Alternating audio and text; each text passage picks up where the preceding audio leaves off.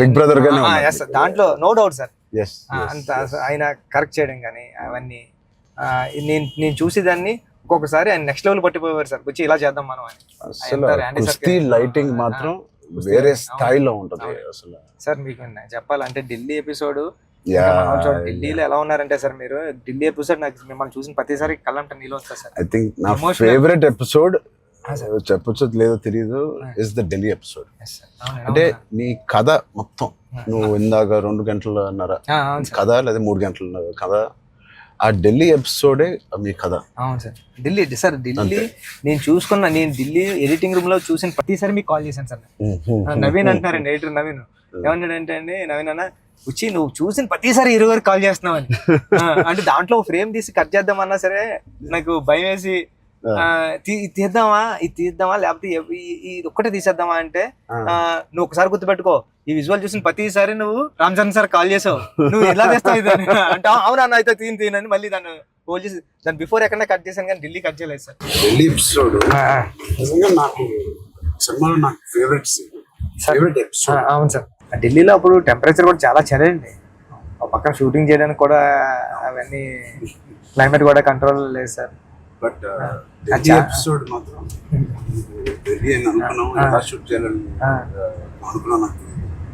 ఆ ఒక్క ఎపిసోడ్ కి రాండీ గారికి 100% ఇచ్చారు సార్. అందుకని దాన్ని వైడ్ రేంజ్ ఫ్రేమ్స్ తో స్పాన్ కానండి, అంత కలర్ టోన్ కూడా ఢిల్లీ దగ్గర కలపలే ఫిల్మ్ కలర్ టోన్ మార్పు సార్. లుక్ అండ్ ఫీల్ కూడా మొత్తం అంతా ఢిల్లీ ఎపిసోడ్ లోనే ఒక వ్యవసాయం ఉంటది కాబట్టి మన సినిమాలో కదా ఎమోషన్ అంతా హోల్డ్ చేయడం కానండి. అవును సార్. సార్ నేను పాయింట్ కన్నా సార్ ఇది ఇంటూ 100. అవును సార్ నేను అది చెప్పాలనుకున్నప్పుడు కూడా అంటే ఒక స్టార్ హీరోకి అలాంటి పాయింట్తో ఎలా వర్కౌట్ అవుతుంది అన్న థింగ్ ఉంటూ కూడా సార్ అక్కడే హీరోయిజం ఒక 50 టైమ్స్ పెరిగిపోతుంది సార్. అలాంటి సిచ్యువేషన్లో హీరోయిజం పడిపోతుందండి. అలాంటి సిచ్యువేషన్లో ఈ కథలో అలా సెట్ అయింది సార్. హీరోయిజం నెక్స్ట్ లెవెల్కి వెళ్ళి కూర్చుంటారు సార్ అక్కడ. చాలా కన్విక్షన్ తో రాశారు. అది అందరిలో ఎక్కిపోయింది నీ కన్విక్షన్.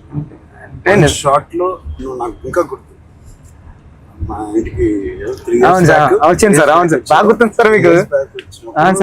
నువ్వు నేను సుకుమార్ గారు కూర్చుని డిసైడ్ చేసిన రోజు నువ్వు ఎలా చెప్పావంటే కదా 2.5 hours నాకు ఇంకా గుర్తుంది. 2 hours 40 minutes 45 minutes. అవును సార్. కింద మంచి మ్యాట్ అన్ని కిందే కూర్చుంటాను. మీరు కింద దిగిపోయారు సార్. మీరు కింద కూర్చున్నారు. అన్ని సీన్ పేపర్ వేసి dialogue to dialogue, scene to scene, run through తో సీన్ ఆర్డర్ తో నువ్వు నాకు ఎక్స్ప్లెయిన్ చేసాను. నేను ఫస్ట్ మెస్ప్రైజ్ అయిపోయాను. నా వైపు ఎక్కువ తలెత్తి కూడా సీన్ వైపు కదా చూసి కూడా నువ్వు చదవలేదు. తలెత్తి నాతోనే మాట్లాడావు మొత్తం. అంతలాగా నీకు ఎవ్రీ డైలాగ్ నీకు గుర్తుపోయింది. నువ్వు ఎన్ని సంవత్సరాలు రాసావు ఈ సినిమా నాకు తెలియదు కానీ బహుశా 4 years డెవలప్ చేసావు. నువ్వు నరేట్ చేసిన గ్రిప్పింగ్ గా నరేట్ చేసిన విధానం కానీ నేను మెస్ప్రైజ్ అయిపోయాను. అసలు ఏ కథ చెప్తున్నాడు తర్వాత చెప్పిన విధానానికి నేను సార్. నాకు డౌట్ సార్, కథే అంటే అక్కడ రామ్ చరణ్ సార్ కాదు, బుచ్చిబాబు కాదు, అంటే కథే అంటే కథను నమ్మిన డైరెక్టర్గా నేను వచ్చాను సార్. కథను నమ్మిన డైరెక్టర్గా వచ్చి మీకు నేరేషన్ ఇచ్చినప్పుడు నాలో భయాలు చాలా ఉన్నాయండి. ఇలాంటి స్క్రిప్ట్ ఓకే చేయడానికి, ఇలాంటి ఎమోషనల్ డ్రామా అంటే పెద్ది అంటే యాక్షను, క్రికెట్, రెజ్లింగ్ కాదు సార్. పెద్ది అంటే ఎమోషను. నేను నేరేషన్ ఇచ్చిన ప్రతిసారి నాకు కళ్ళంట నీళ్ళు వచ్చాయి సార్. అరే అంటే ఏడ్ చేస్తున్నాను కాబట్టి ఏడ్ చేసిన కొన్ని సీన్లు అక్కడ చెప్పడం కూడా తోసేసేవాడిని సార్. కానీ ఇలాంటి స్క్రిప్ట్ని మీరు విన్నప్పుడు మీ ఫీలింగ్ అంటే మీరు ఏమనుకున్నారు సార్? అంటే ఇలాంటి స్క్రిప్ట్ చెయ్యాలనుకున్నారా వద్దా?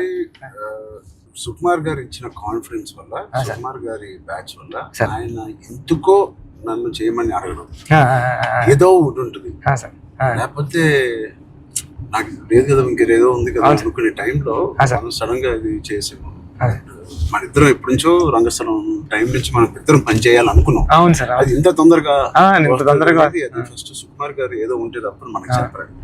బట్ నాకు ఏం నచ్చిందంటే పెద్ద అనే ఫిలిం లో నువ్వు అన్అడల్టరేటెడ్ గా అంటే ఏవి కమర్షియల్స్ గా ఆలోచించడం కానీ ఫ్యాన్స్ పరంగా కానీ ఏ ఉద్దేశం లేకుండా ఆ కథకి ఏది న్యాయం అదే నువ్వు రాసావు, అదే నాకు చెప్పావు. అక్కడ నీ నిజాయితీ నాకు ఫస్ట్ నచ్చింది. ఆ క్యారెక్టర్ లో ఉన్న నిజాయితీ నచ్చింది. పెద్దిగాడి క్యారెక్టర్ లో ఉన్న నిజాయితీ నాకు నచ్చింది. దాని తర్వాత ఏదేమైనా లైఫ్ లో ముందుకు సాగుతూ వెళ్ళాలి అనే point is the biggest point of Peddi. Hurdles వచ్చిన ఇంకోటి ఇవన్నీ దేనికి చేస్తున్నారు, కథ ఏంటి, ఆ కథ ఇవన్నీ దేనికి చేస్తున్నారు, ఇన్ని ఆటలు ఎందుకు ఆడుతున్నారు, అదేంటి cross over athlete. Main point అది sir. Main point cross over athlete. ఆ క్రాస్ ఓవర్ అథ్లీట్ ఒక అథ్లీట్ గా వెళ్ళొచ్చు, ఒక కొంత దూరం వరకు తన జీవితంలో ఏదో ఒకటి సాధించవచ్చు. ఇంత తపంతో how come he went that far to do that and achieve that goal. That I feel identity.